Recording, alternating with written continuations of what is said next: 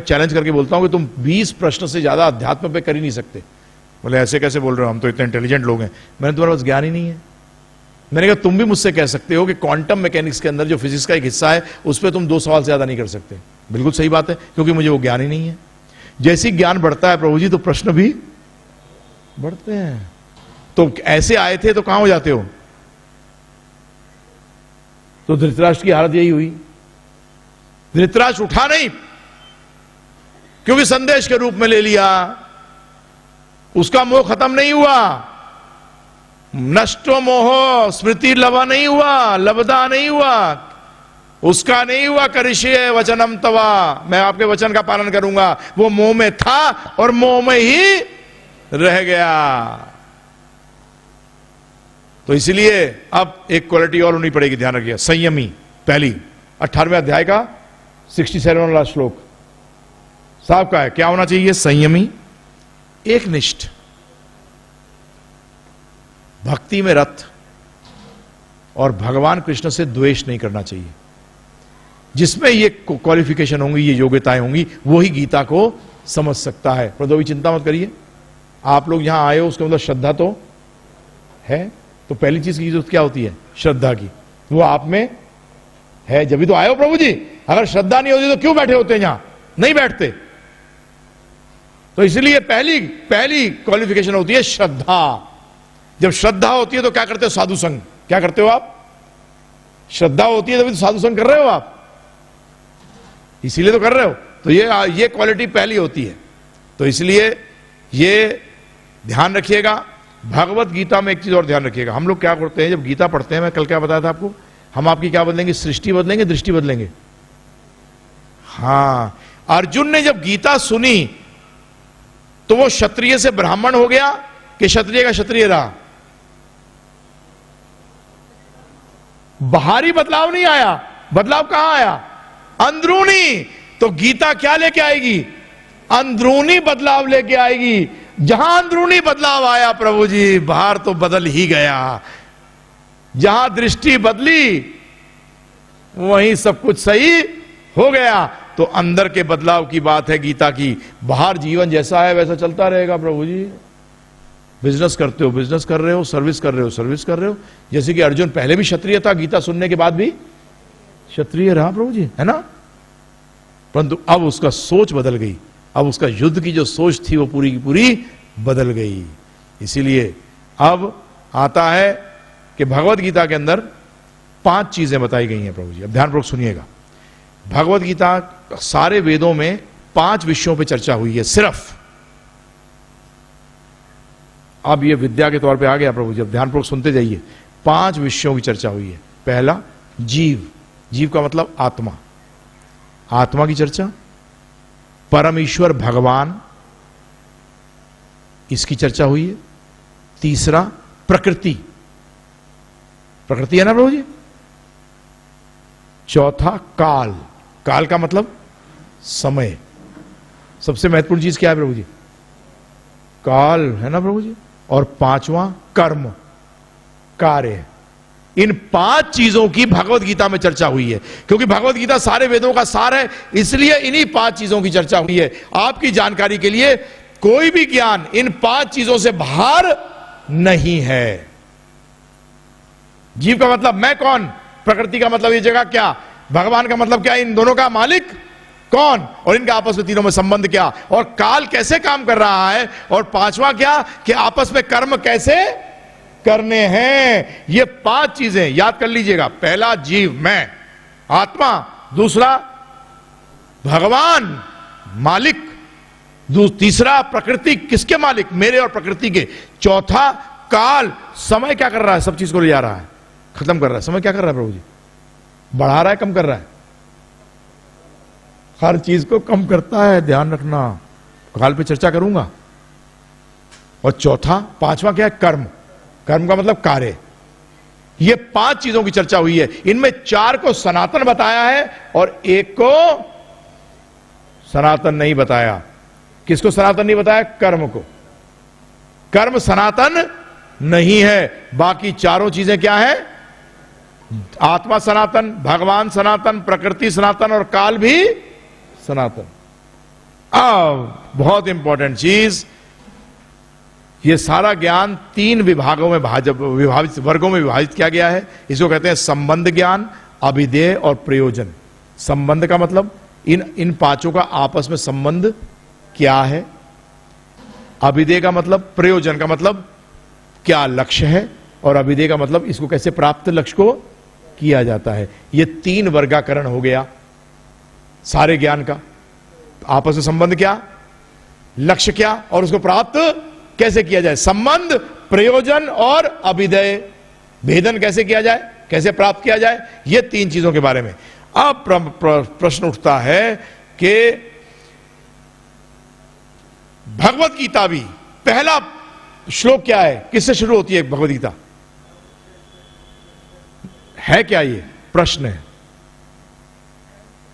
किससे शुरू हुआ, धरज।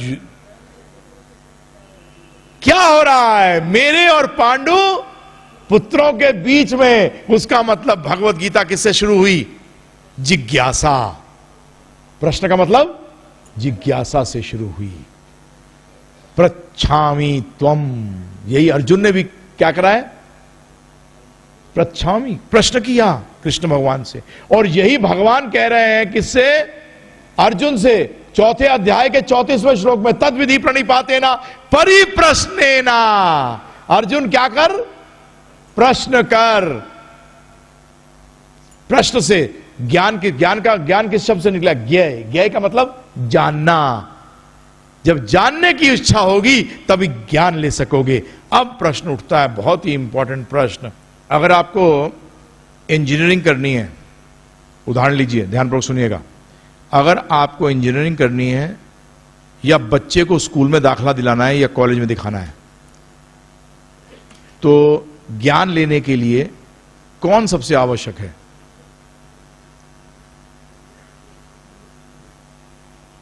हाँ बोलिए, ज्ञान लेने के लिए कौन व्यक्ति सबसे ज्यादा आवश्यक है, उसको क्या कहते हैं, गुरु, टीचर, राइट। अब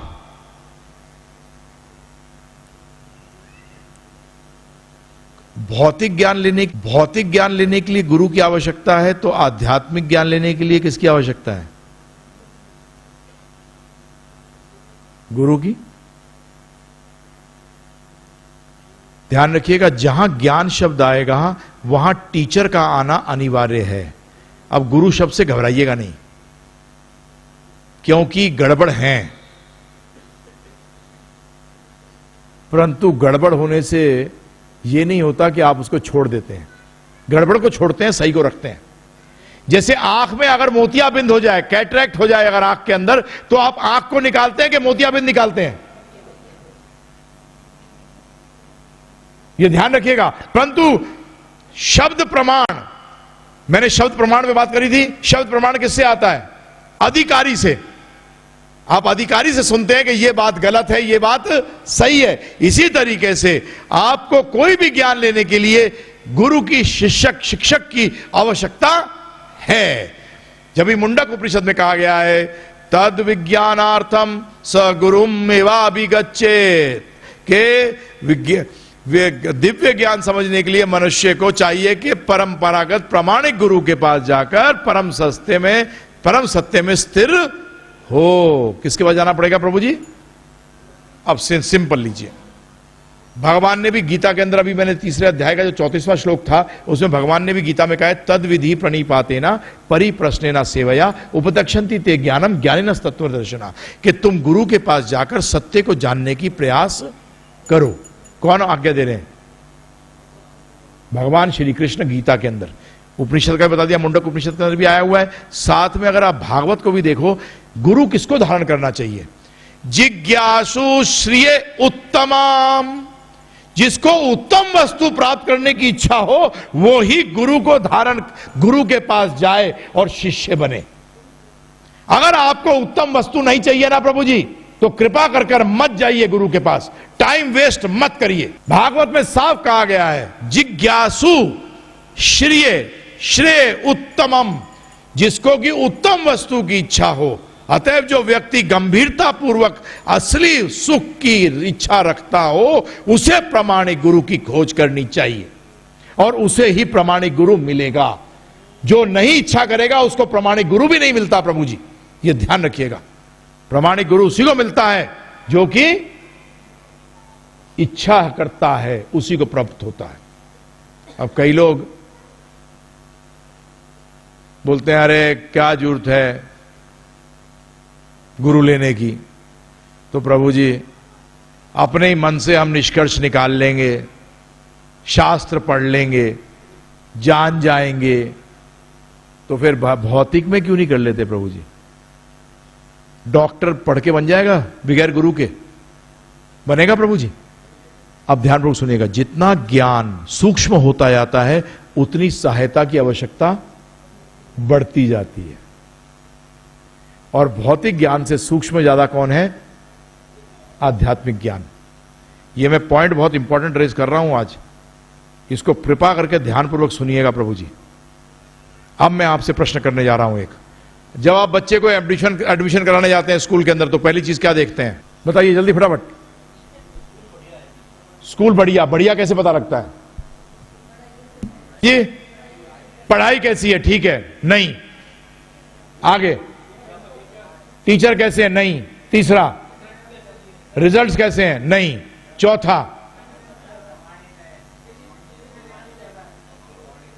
बताइए। पहली चीज आप देखते हो, ये कुछ नहीं देखते कि स्कूल प्रामाणिक है कि नहीं। टीचर बहुत बढ़िया परंतु स्कूल प्रामाणिक नहीं है, भेजोगे बच्चे को? क्यों? स्कूल तो बहुत बढ़िया है जी, टीचर बहुत बढ़िया है, बिल्डिंग बहुत बढ़िया है, पढ़ाई खूब अच्छी होती है, परंतु प्रामाणिक नहीं है, भेजोगे? तो उसका मतलब पहली चीज क्या है प्रभु जी? प्रामाणिक होना पड़ेगा। अब आप प्रश्न करोगे क्या शास्त्रों में बताया गया है कि प्रामाणिक कौन है और अप्रामाणिक कौन है? हां जी।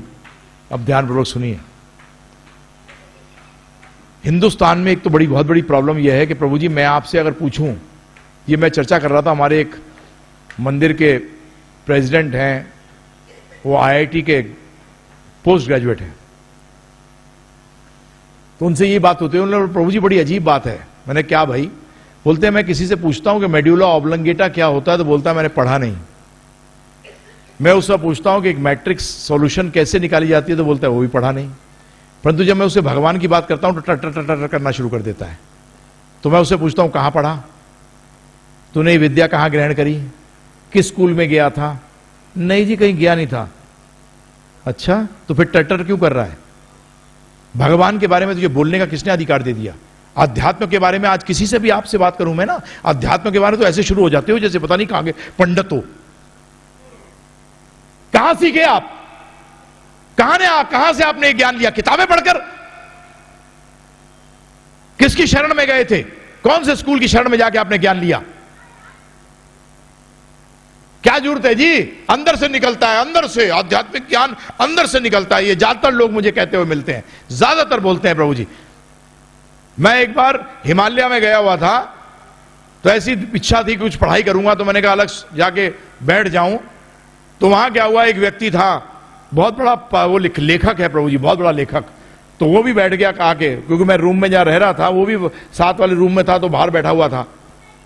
तो मैंने जाके उससे बात करनी शुरू करी ऐसी, तो मैंने अध्यात्म की बात करी। बोलते वो क्या पढ़ने की जरूरत है, वो तो अंदर से आता है, अंदर से। मैंने अच्छा, मैंने अभी कविता कहां से आती है?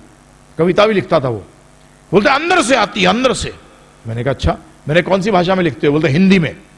मैंने बहुत बढ़िया। तो मैंने कहा अब मैं आपसे अनुरोध करता हूं फ्रेंच में कविता सुनाओ। तो बोलते अरे वो कैसे सुनाऊं? मैंने क्यों? अंदर से आनी चाहिए, अंदर से। बोलते मुझे भाषा तो आती नहीं है। मैंने तो क्या हुआ, अंदर से निकल सकती है ना। मैंने कहा बात तो आप सही कर रहे हो, हर लकड़ी के अंदर अग्नि होती है, हर लकड़ी में अग्नि होती है, परंतु बाहर से अग्नि दिखानी पड़ती है उस अग्नि को निकालने के लिए। इसी तरीके से आध्यात्मिक ज्ञान है आपके अंदर, परंतु उसको क्या करना पड़ेगा? हां, गुरु की अग्नि से, वो उस ज्ञान की अग्नि से, उस ज्ञान की अग्नि को अंदर से निकालना पड़ेगा। नहीं तो जो निकलेगा ना, वो अग्नि नहीं निकलेगी, वो बकवास निकलेगा, इसका कोई अर्थ नहीं है। आप सोचते हो कि जब हमारे को अपने आप आ जाएगा आध्यात्मिक ज्ञान, कहां लिखा है?